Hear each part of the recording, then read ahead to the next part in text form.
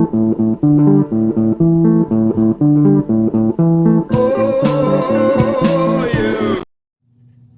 everyone, it's Aviation Buff. Just a quick video today. A couple topics I wanted to talk to everyone about. Just some suggestions on my end.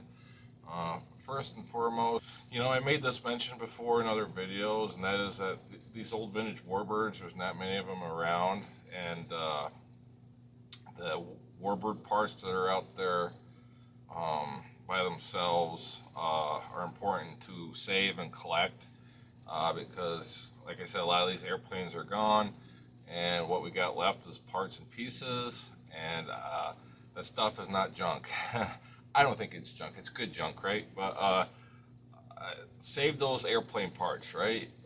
I've been doing it. I've been saving some parts. Actually, Monday I took an 8-hour round trip to pick up some U.S. Navy drop tanks. They're in really good condition, and I hope to display those at my museum someday, if I get a museum going, right? And so I've been saving airplane parts for the last 10 years, warbird parts in particular. But if there's anything airplane out there I find, I'll try and grab it if I can. And so these parts are part of these airplanes. I mean, they flew with the airplanes. They've got character themselves, and regardless what kind of parts they are. And this is my suggestion to aviation museums out there. If you have some spare parts laying around, get them inside, get them on the wall in your display section of your museum. Make a description next to it about what these parts go off of. Make a diorama with them, but let's get all these parts inside, hang them up, put them on display. They shouldn't be laying around in a shed someplace. Let's get these parts up and preserved for future generations. Because some airplane parts are cool, I think, and they can tell a story. They'll tell a story of a particular airplane that part was off from. Especially since if you can't get the whole airplane, apart, having a part of the airplane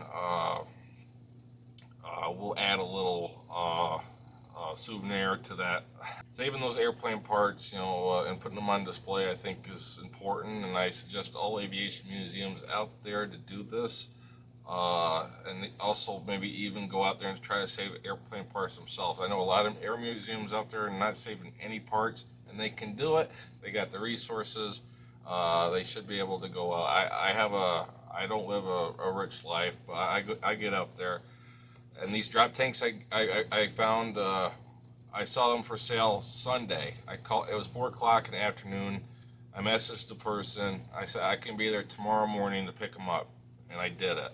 So I get out I'm prompt, and I go do it and get it done, right?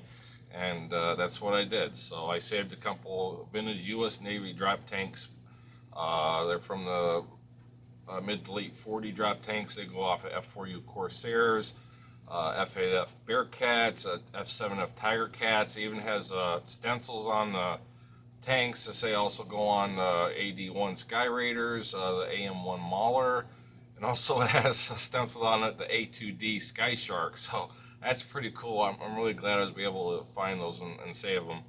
And you know what? I didn't spend a lot of money on it, on those tanks. I got them pretty dirt cheap, and you can do that. If there's parts out there that come for sale, just keep your eye open, search for the marketplaces, and once in a while something comes up, it's a viable warbird part, go get it. And again, get these airplane parts inside. Let's start hanging them on the walls in the display section. Write a description next to it describing what this part is, what airplane it goes off from. It just adds to the ambience of a museum, right? And second, for any museum that got like airplanes sitting outside rotting and they deteriorating,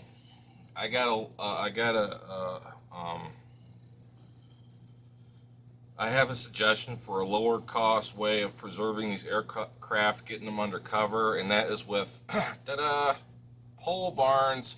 Yeah, I think museums should really invest a little bit into some pole barns if you have aircraft outside on display. Let's build some pole barns and get those airplanes underneath those pole barns.